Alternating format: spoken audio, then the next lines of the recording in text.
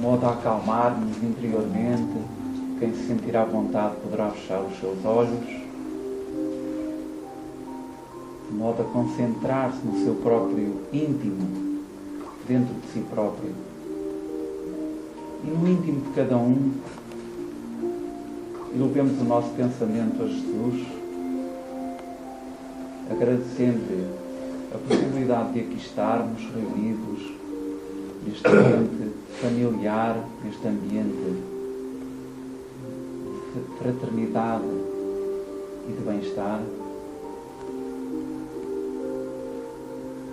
E deixemos-nos envolver pelas vibrações de amor com que os nossos amigos espirituais, os nossos guias, os guias desta casa, com que nos envolvem.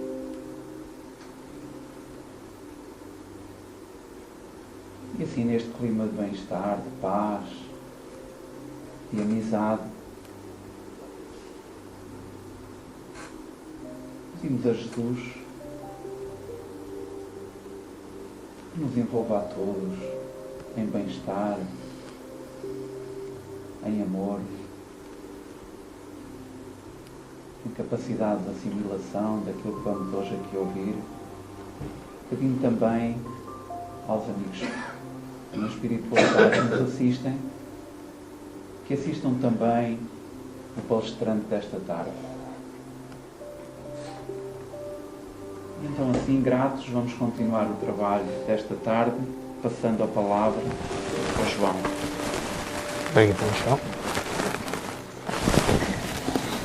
Ora então, boa tarde a todos.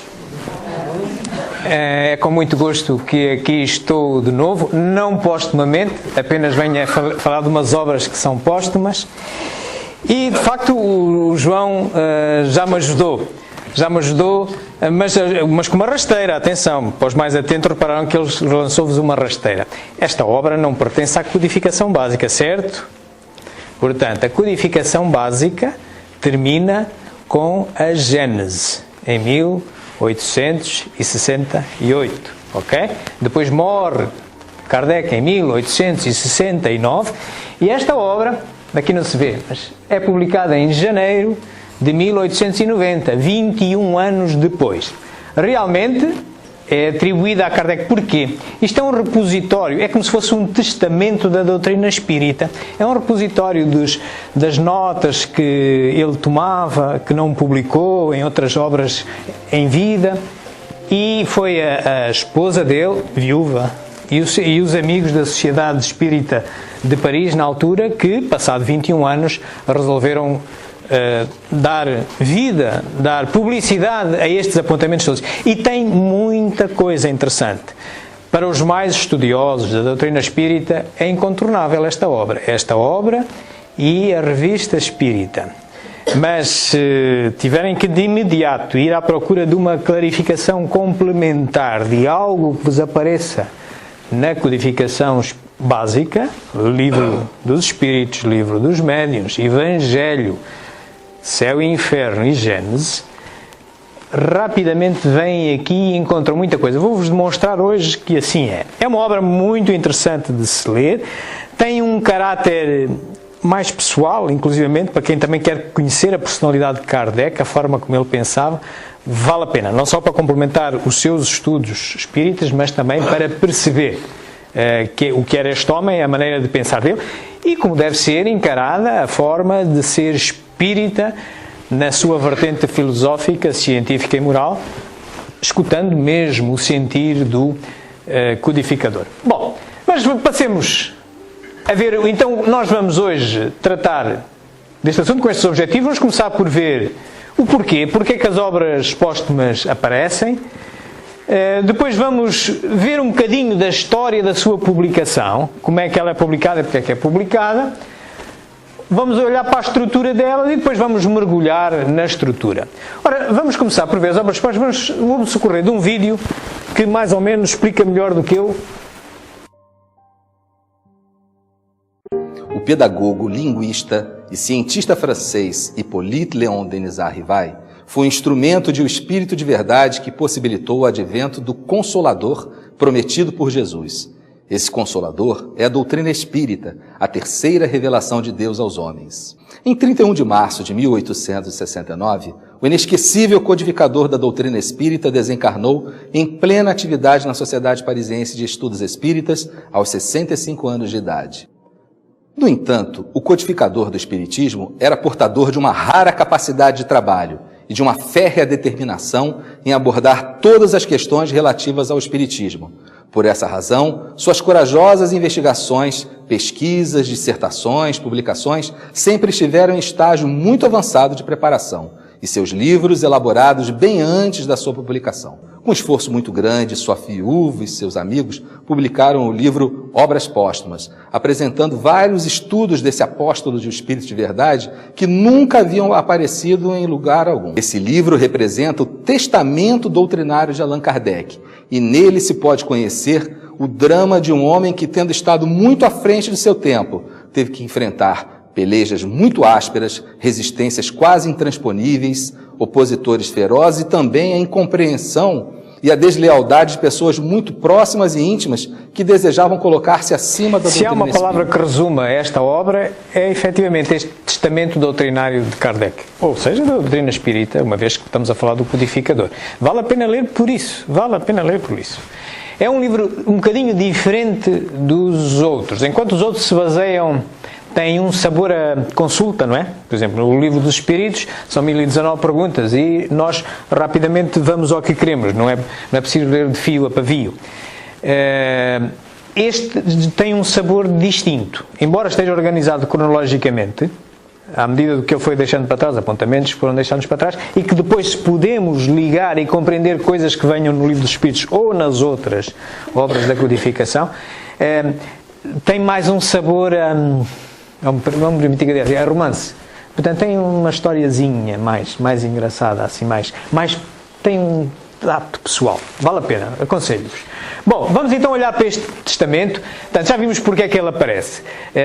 E ele aparece porque realmente, após a morte, 21 anos depois, a sua viúva, Amélie Gabriel, e vários amigos, entre os quais o Pierre Gaëtan Lemarie, que trabalhava na altura na Sociedade Espírita, que depois passou a ser designada Sociedade Livreira Espírita, estava nesta atual, isto é uma fotografia atual de um bairro de Paris, onde está situado isto, tem lá umas inscrições engraçadas, portanto, e este livro conheceu a luz do dia em 1890, exatamente nesta livraria, e era assim, este livro era assim. É claro que respeitaram tudo, embora ele já desencarnado, não é? 21 anos depois, ainda assinava uma obra. Isto faz-me lembrar uma história que há uns tempos um mergulhador mergulhava nas costas, que é hoje Israel, à procura de artefactos deixados por navios afundados. E enquanto mergulhava, estava nos restos de um navio e subitamente vê uma placa muito velhinha, com uma inscrição 150 AC, antes de Cristo. Ele disse, epá, tenho aqui um tesouro, isto prova, isto é antes de 150 anos de Cristo, é uma coisa bem. Pega naquilo e vem para a Terra. Vem para a Terra, vai um antiquário. O antiquário, pensando que ia fazer ali um bom pecúlio, o antiquário olha para aquilo, nem hesitou muito, diz assim, isto é uma fraude, não vale nada. Porquê? Exatamente, como é que a gente sabe o que é que vai passar 150 anos depois, não é? Pronto, mas não era o caso desta, porque esta é para trás, não é? Ok? Muito bem. Portanto, este é o aspecto inicial. Hoje tem outros aspectos que nós conhecemos aí na livraria, mas já tinha esta estrutura e não sofreu alterações. Tem uma primeira parte, digamos, que contém uma biografia das mais completas que há de Kardec, vale a pena lê-la. Tem o discurso fúnebre do seu amigo Flammarion, Camille Flammarion, que era um astrónomo contemporâneo dele e trabalhou com ele na Sociedade Espírita, e foi uma das pessoas que discursou no dia do seu funeral. É um discurso bonito, vamos escutar uma parte, um excerto. Depois tem que chamamos uma primeira parte, tem aspectos doutrinários, e aqui é mesmo o testamento doutrinário. Ele aborda muitas questões que nos ajudam a satisfazer pequenas dúvidas que tenhamos da codificação básica. E, por fim, numa segunda parte, ele fala da sua missão. Pequenas mensagens que ele recebeu, que nunca publicou noutros livros, mas que recebeu e que lhe indicavam claramente o que é que estava à espera dele, o que é que a espiritualidade esperava dele. E também da constituição do espiritismo. Isto é um legado que nos ajuda hoje a organizar o movimento espírita, as casas espíritas, e é muito interessante. Tem uma parte também já bastante detalhada, como saberão, no livro dos médios, na parte final do livro dos médios, fala das sociedades espíritas, dos centros espíritas, das organizações, mas aqui é mais detalhado, é mais abrangente. Aqui vai mesmo ao movimento, como deve ser organizado o movimento espírita. Bom, vamos então começar aqui pela primeira parte, e desta primeira parte eu gostava de, em termos biográficos, passar-vos a vídeo um resumo da vida dele. Hippolyte Léon Denisard Rival, que mais tarde viria a adotar o pseudônimo de Allan Kardec, nasceu na cidade de Lyon, na França, no dia 3 de outubro de 1804. Com a idade de 10 anos, seus pais o enviaram para estudar em Yverdon, na Suíça, onde se localizavam um dos institutos de ensino mais famosos e respeitados em toda a Europa.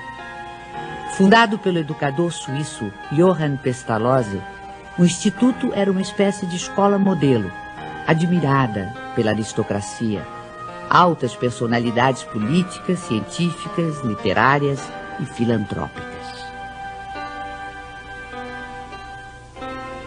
Depois de haver concluído seus estudos em Yverdon, Rival tornou-se conceituado mestre, não só em letras, como em ciências. Distinguindo-se também como notável pedagogo, publicou diversos livros didáticos e contribuiu com planos e métodos para a reforma do ensino francês.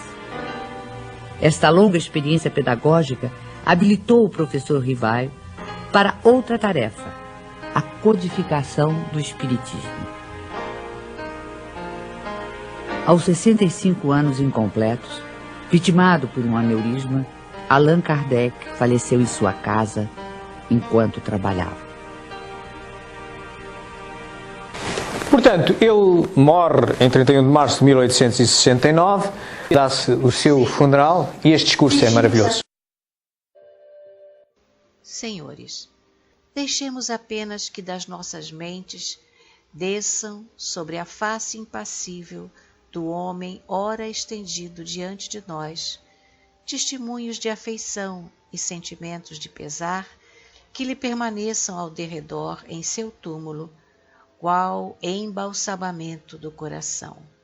A morte o surpreendeu no momento em que, com a sua infatigável atividade, trabalhava noutra sobre as relações entre o magnetismo e o espiritismo. Pela Revista Espírita e pela Sociedade de Paris, cujo presidente ele era, se constituíra de certo modo o centro a que tudo ia ter, o traço de união de todos os experimentadores.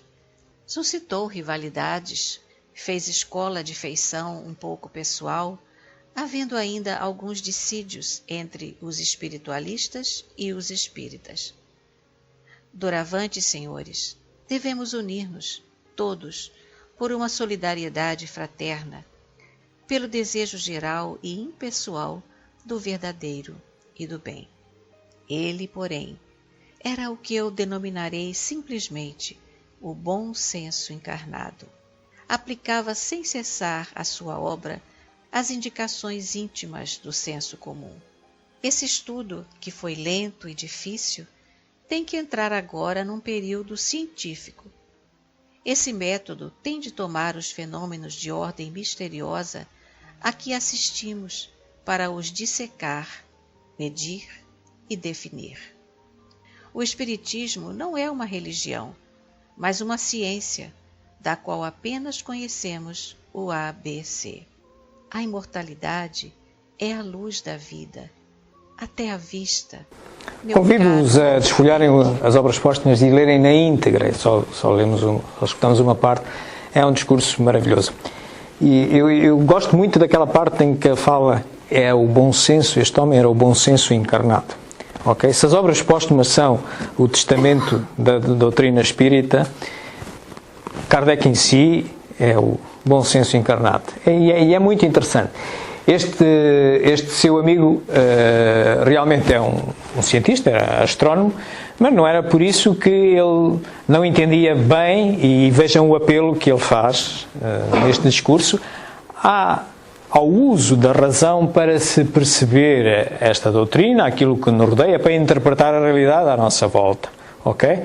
Daí é isto que é a convocatória que nos faz, que ninguém venha a uma casa espírita à espera que lhe deem o peixe. Venha aprender a pescar, venha a por si próprio a conhecer-se, a interpretar-se.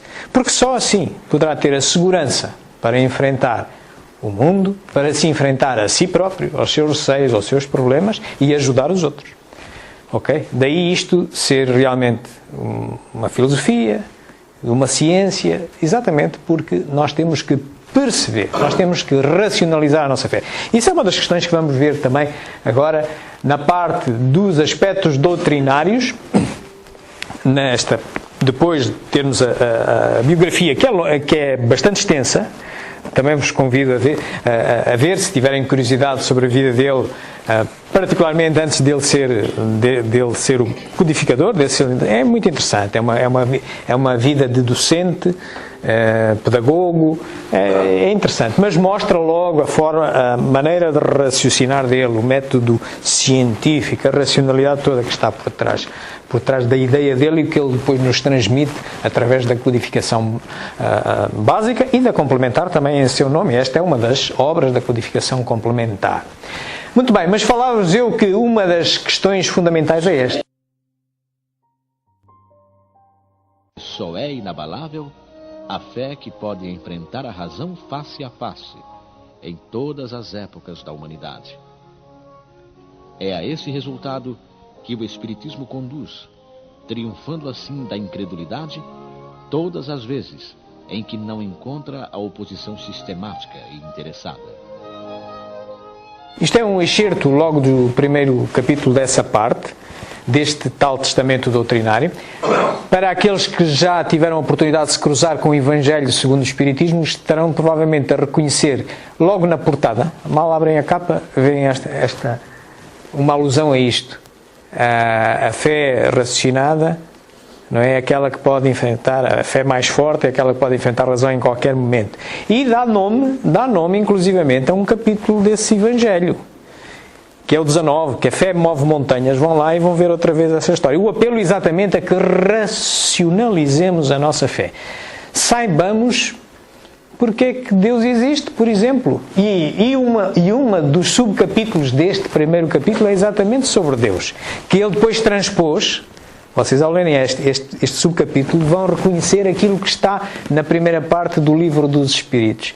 Daí valer a pena lerem esta obra para perceberem como é que ele se movia, quais eram os problemas dele, as dúvidas dele, etc., quando estava a produzir a codificação básica.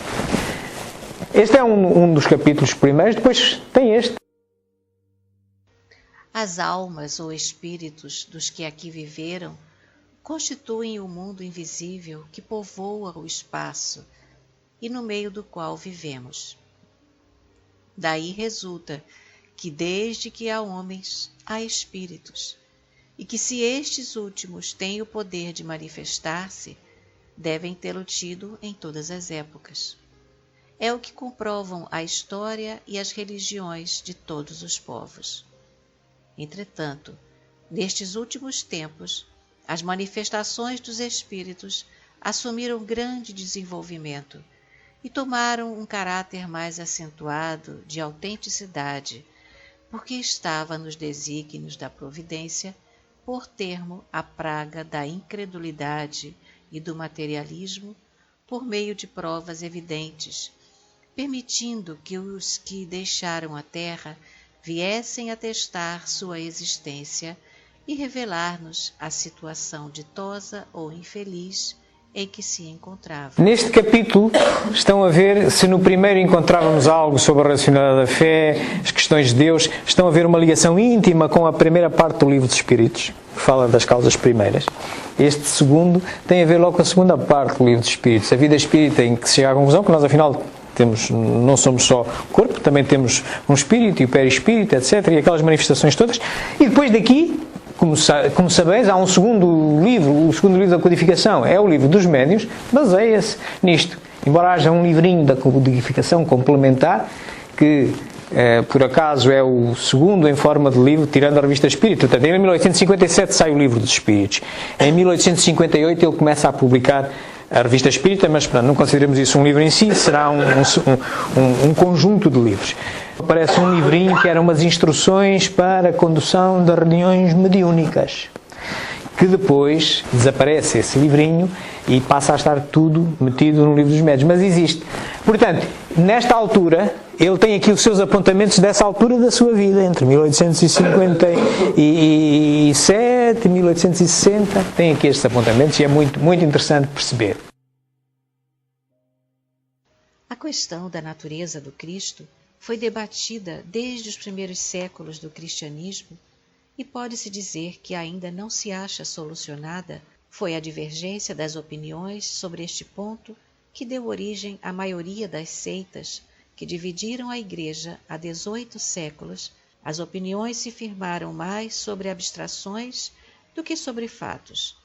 Sobretudo, o que se procurou foi saber o que o dogma continha de plausível ou de irracional, deixando-se geralmente de um lado e de outro de assinalar os fatos capazes de lançar sobre a questão uma luz decisiva. Mas onde encontrar esses fatos, senão nos atos e nas palavras de Jesus? Nada tendo ele escrito, seus únicos historiadores foram os apóstolos, que tampouco escreveram coisa alguma quando Cristo ainda vivia. Aí somente é que se há de procurar a chave do problema.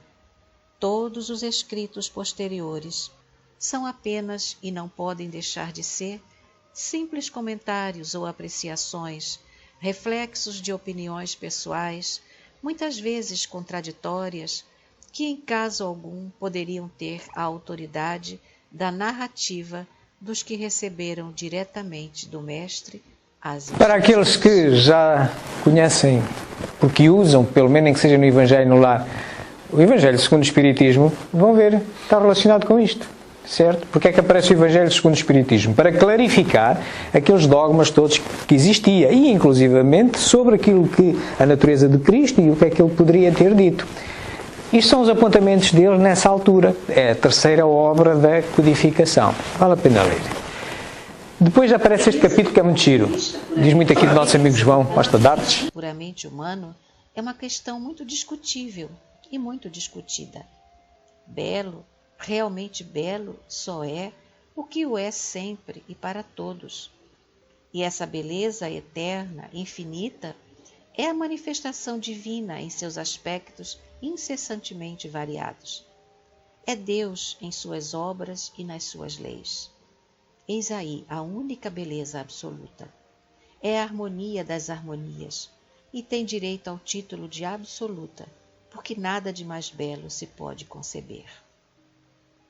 Quanto ao que se convencionou chamar belo, e que é verdadeiramente digno desse título, não deve ser considerado senão como coisa essencialmente relativa, porquanto sempre se pode conceber alguma coisa mais bela, mais perfeita.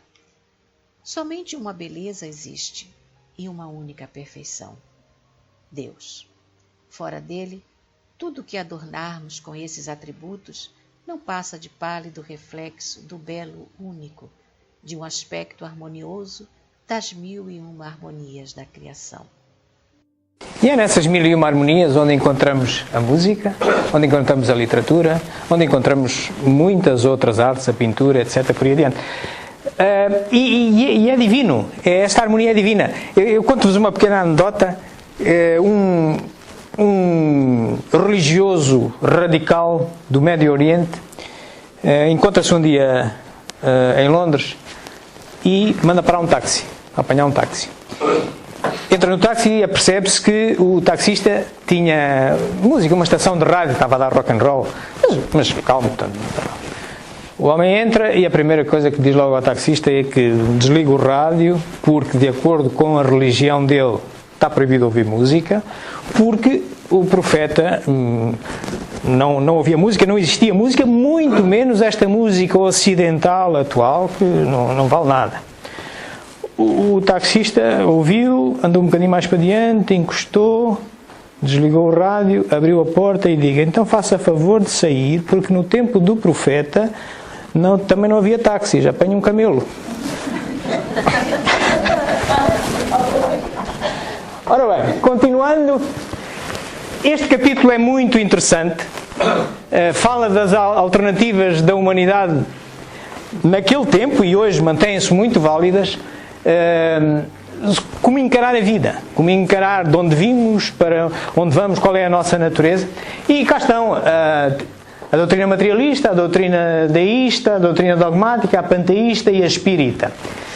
Recordo só a espírita, mas aconselho-vos a ler as outras, até para se recordarem o lastro filosófico que é necessário quando precisarem de falar com pessoas que partilhem uma das outras. Mas vamos ver a espírita, que é a que nos mais interessa. Doutrina espírita. O princípio inteligente independe da matéria.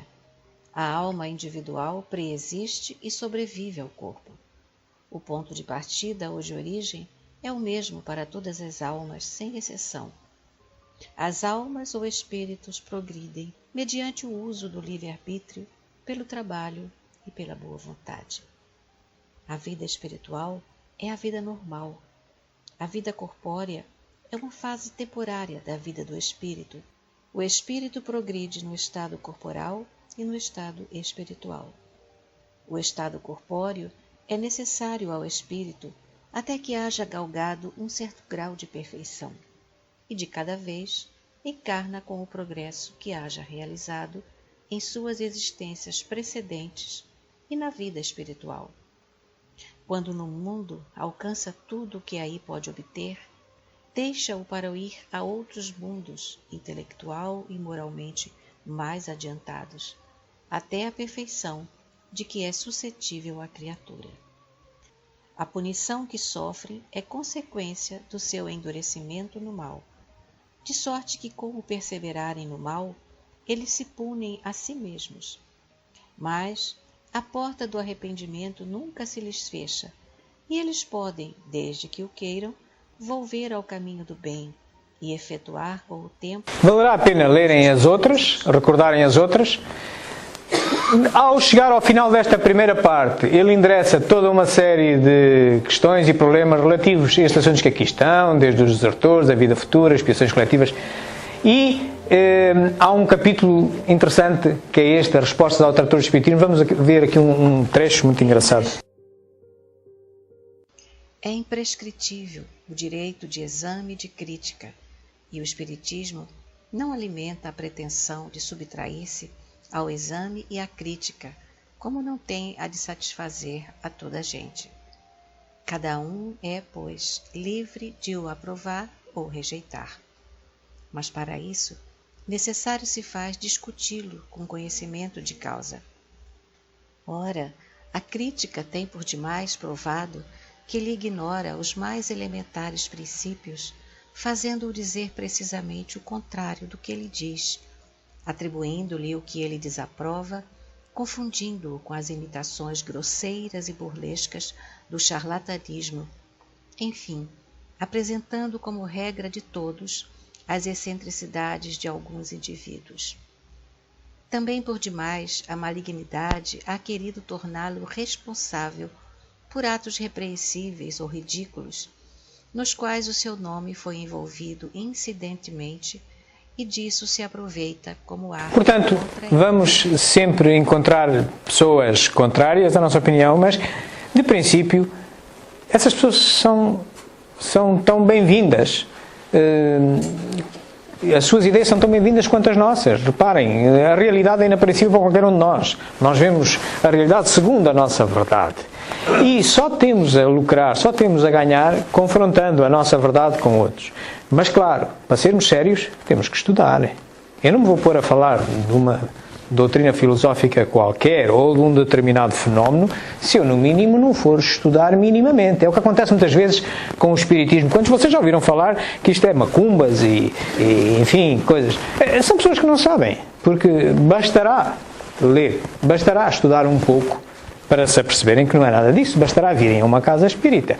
Mas, claro, a gente já sabe que há muita gente que julga saber tudo só porque o outro lhe disse, e o tio disse aquele, e o outro foi o avô e tal, não sei o que mais. Tudo bem, a gente tem que poder escutar. Mas, claro, como qualquer ciência, como qualquer filosofia, nós lidamos com conhecimento e não com a verdade absoluta. Procuramos-la indo de verdade em verdade. Ok? Muito bem, esta era a primeira parte. A segunda parte deste livro tem a missão dele e a constituição, portanto, são pequenos apontamentos, mensagens que ele recebeu que lhe diziam claramente qual era a missão. Vamos recordar, vamos ver antes da publicação do Livro dos Espíritos e uma outra depois da publicação. Ele recebeu, por exemplo, esta mensagem... 30 de abril, 1856. Primeira revelação da minha missão. Deixará de haver religião e uma se fará necessária, mas verdadeira, grande, bela e digna do Criador. Seus primeiros alicerces já foram colocados. Quanto a ti, Rivaio, a tua missão... Portanto, estamos mais ou menos a um ano da publicação do Livro dos Espíritos. São apontamentos deliciosos. Ele está ainda a matutar nisto e a perceber-se do que é isto, o Espiritismo, da manifestação dos Espíritos, começa a frequentar sessões mediúnicas e recebe esta comunicação por alguém que nem se identificou, mas ele recebe esta comunicação. A seguir... 7 de maio de 1856. Minha missão. E se observares as tuas aspirações e tendências e o objeto quase constante das tuas meditações, não te surpreenderás com o que te foi dito. Tens que cumprir aquilo com que sonhas desde longo tempo. É preciso que nisso trabalhes ativamente, para estares pronto, pois mais próximo do que pensas, vem... Este espírito já se identificou, é Hahnemann.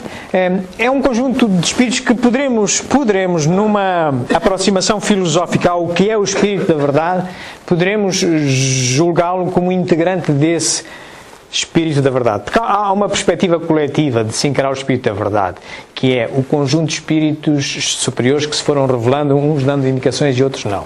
É uma perspectiva. Há outra que gostaríamos que fosse, que era mais simples, que era, é mesmo um espírito. Não. Parece não ser essa. Parece ser uma coletânea de espíritos. Este era um deles. A seguir recebem junho. 12 de junho de 1856. Minha missão. Para tais missões não basta a inteligência. Faz-se mister, primeiramente, para agradar a Deus, humildade, modéstia e desinteresse, visto que ele abate os orgulhosos, os presunçosos e os ambiciosos. Para lutar contra os homens, são indispensáveis coragem, perseverança e inabalável firmeza. Também são de necessidade prudência e tato, a fim de conduzir as coisas de modo conveniente e não lhes comprometer o êxito com palavras ou medidas intempestivas. Exigem-se, por fim, devotamento, abnegação e disposição a todos os sacrifícios. Vês assim que a tua missão está subordinada a condições que dependem de ti. Assinado, Espírito. E esta depende de nós, de todos nós. Portanto, ninguém se ponha de lado a pensar, vou a uma casa espírita que eles vão dizer tudo, eles é que têm que me ajudar. Não. Está na vossa mão. Aqui a gente ajuda, a gente dá as nossas indicações, mas são vocês que têm que trabalhar. E temos que trabalhar com todas estas características que era exigido ao próprio, que nem mal sabia ele o que é que lhe ia acontecer a partir de 57 para diante. Ok? Depois, em 1860, aparece uma última mensagem que o ajuda ainda a clarificar a missão dele. 12 de abril de 1860. Minha missão. Deixai que falem, deixai que pensem livremente. Tudo, exceto a felicidade eterna, dura pouco. Tudo vos será levado em conta e ficai sabendo que para ser-se feliz é preciso que se haja contribuído para a felicidade dos pobres seres de que Deus povoou a vossa terra. Permaneça, pois, tranquila e serena a vossa consciência. Meus amigos, chamamos a atenção a isto. Para ser-se feliz é preciso que haja contribuído para a felicidade dos pobres seres que Deus povoou a terra. Sejamos caridosos, ajudemos-nos uns aos outros. Só assim seremos felizes. Ok. Muito bem. Isto clarificava a missão dele e na parte final desta obra maravilhosa ele escreve umas coisas mais que são umas boas indicações para o movimento espírita. Ele começa por falar no projeto espírita, constituído por Casa, Ensino, Publicidade e Viagem. Já vamos ver isto em pormenor. Porquê? Porque ele sente a necessidade que o único meio de evitar estes obstáculos que tendem a retardar quer o conhecimento, quer esta e outras doutrinas, é a falta de unidade. Então ele verifica que nós devemos ter unidade de pensamento. Não é qualquer um seguir por um caminho porque hoje lhe apetece. Não. Racionalmente tem que provar o que é por ali e devemos todos unir-nos à volta disso. Daí ele diz que o único meio de evitá-lo é formular em todas as suas partes até aos mais ínfimos detalhes, com tanta pressão e clareza que impossível se torne qualquer interpretação divergente. Todos nós nos apercebemos de interpretações divergentes mesmo da nossa doutrina. Mas o apelo está feito. Racionalmente, saibamos justificar porque que deve ser assim, não assado. Com cuidado, com calma, mas racionalmente. Não porque o outro diz, não porque hoje me dá para pensar assim. Daí ele sugere que, para o movimento espírita, haja uma casa, aqui estamos, na Casa Espírita.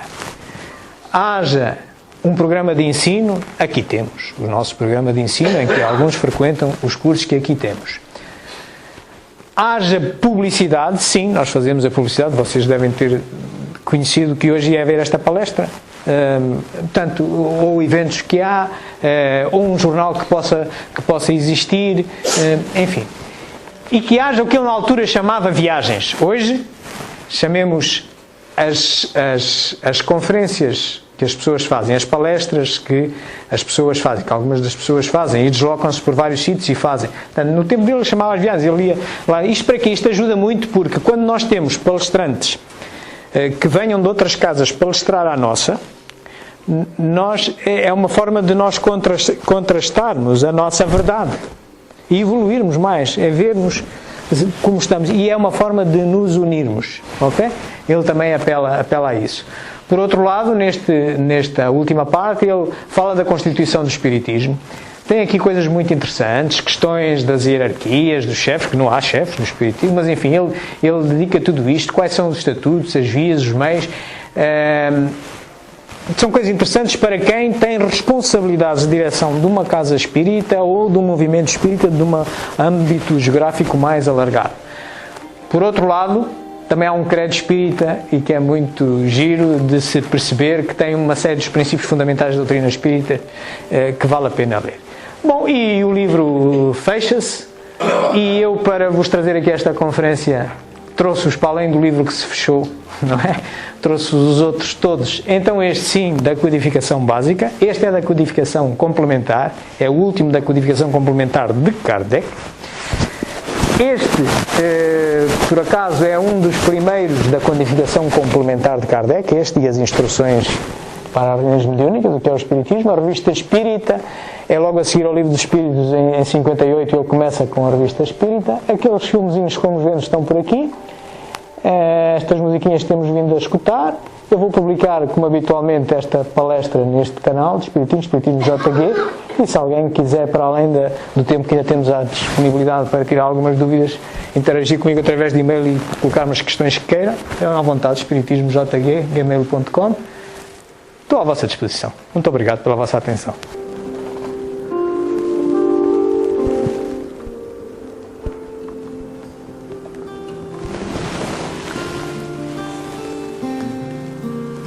Vamos recolher ao nosso íntimo. Vamos tentar sintonizar com a espiritualidade superior. E dentro desse grupo imenso, vamos tentar ligar com o Mestre, com Jesus, com o Cristo, com o Espírito da Verdade, com tudo de elevado que essa entidade nos vem ensinando, nos vem proporcionando. Vamos louvar a Deus, seu Criador, nosso Criador, louvá-lo por também nos ter enviado este governador, este Jesus, este Cristo, este Espírito da Verdade, enfim, todas as outras representações da sua maravilhosa, bondosa, misericordiosa e justa verdade, que nós hoje buscamos entender, apoiando-nos no estudo sério de todos os seus ensinamentos. Dispomos desta ferramenta maravilhosa, a que chamamos Espiritismo. Podia ter outro nome qualquer. O que interessa é a seriedade do estudo, a racionalidade do estudo e a aproximação que nos permite à realidade divina. Obrigado, Senhor, por nos permitires estar agora e aqui encarnados, quando podemos dispor desta ferramenta e assim encurtar distâncias espirituais para a percepção do que é ser justo, do que é ser correto, do que é ser bom, do que é ser, enfim, perfeito, mais próximos do objetivo que a todos nós traçaste. Mas, Senhor, porque o caminho da perfeição é longo, quiçá infinito, já que também a perfeição, ela própria tem que ser infinita, porque senão era algo bem delimitado. Não pode ser uma coisa perfeita, tem que poder sempre encompassar, abranger algo mais. Então, Senhor, este caminho é longo, provavelmente eterno. Então, nós vamos de verdade em verdade, de pedra em pedra, subindo, crescendo. Mas, Senhor, entre os intervalos das pedras, há sempre as tentações, há sempre as malinterpretações, há sempre o imobilismo. Pedimos, Senhor, dá-nos força, dá-nos clarividência para interpretar quando o imobilismo, quando a lei do menor esforço nos ataca mais forte, quando a maledicência também. Dá-nos a clarividência de interpretarmos isto e dá-nos a força para, de pronto, corrigir o caminho em direção a Ti, em direção à perfeição final e sempre com a ajuda de todos os mestres que nos envias. E hoje, uma palavra muito especial ao Cristo, que nos pôs a pensar e a ajudar a perceber melhor a Tua dimensão na tarde de palestra desta ceia. Bem-aja, uma boa semana a todos.